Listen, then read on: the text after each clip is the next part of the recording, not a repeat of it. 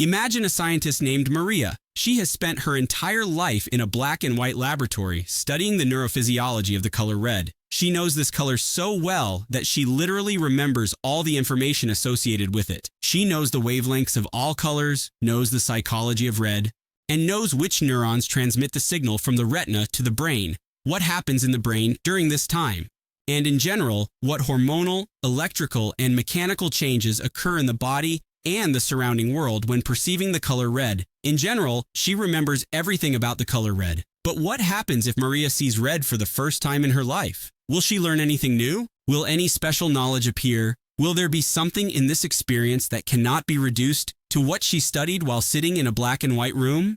This thought experiment in philosophy is called Mary's Room, and we will leave the answer to philosophers. But I want to turn this question around. What if Maria had seen red all her life and then suddenly began to record and systematize her observations about it? Will she understand it better? Will she learn anything extra? Will her experience of red be filled with some special understanding? I think yes.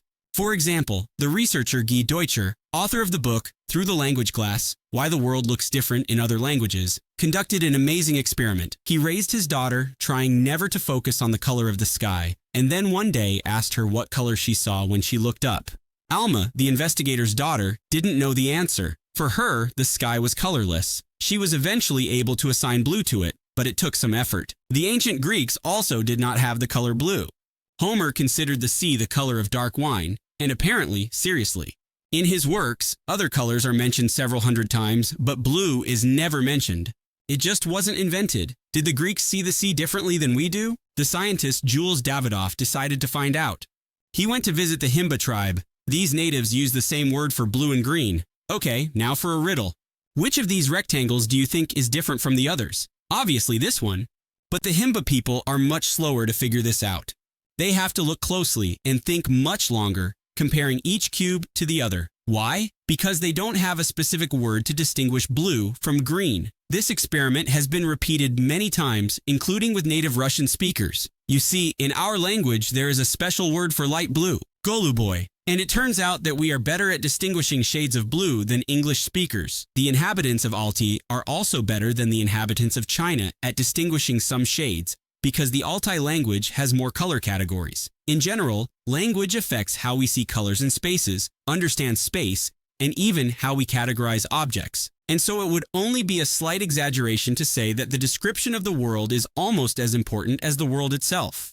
In some cases, despite the fact that we constantly interact with a thing, it is completely inaccessible to us. For example, our own experience. Like the pygmies, for whom the sky and the grass are the same color, we do not know how to distinguish anger at others from anger at ourselves. We do not understand what is behind our own actions, what feelings we are experiencing, where we make mistakes, what makes our life better. And we do not even try to consider the shades of our own mood. We don't know ourselves. That is why for the past 5 years, I have been writing something in my diary almost every day. You can only see yourself if you describe yourself, and this is confirmed by science. By describing his own experiences and events, a person forms a consistent narrative about himself. He gets an idea of who he is, how he lives, and what he wants. He gains more and more self-confidence, his productivity grows.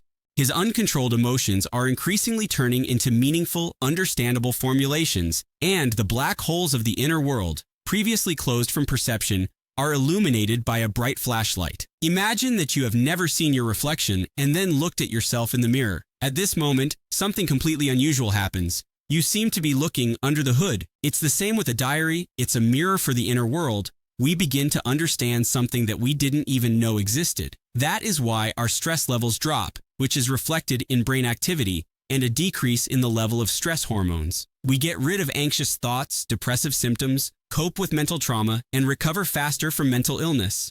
It's really hard to believe, but simply writing down your life on a piece of paper helps us heal physical injuries faster, as well as reduce the symptoms of asthma, arthritis and cancer, improve blood pressure, lung function, liver and immune health. In general, yes, it sounds like fantasy, but still science fiction. For example, in a 2001 study, scientists made subjects keep a diary and then measured their working memory. It turned out that it is bigger. In other words, it works better. This is confirmed by other works, and it is not surprising because our head is constantly clogged with some unprocessed junk. When we empty it on paper, the head is freed. Your memory no longer holds an infinite number of facts, feelings, events, plans, and emotions. Now they are on paper, and you can think about something important. That is why people who keep a diary improve their grades, miss work less often, and recover faster from difficult life circumstances.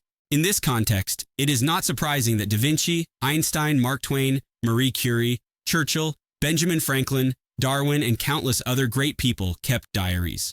This is the most powerful self-discovery practice I know. Okay, how do you keep a journal? Ideally, of course, you need to take a pen and paper every day and write something for 15 minutes. The more emotionally, vividly, deeply, and in detail you describe your experience and conclusions from it, the better.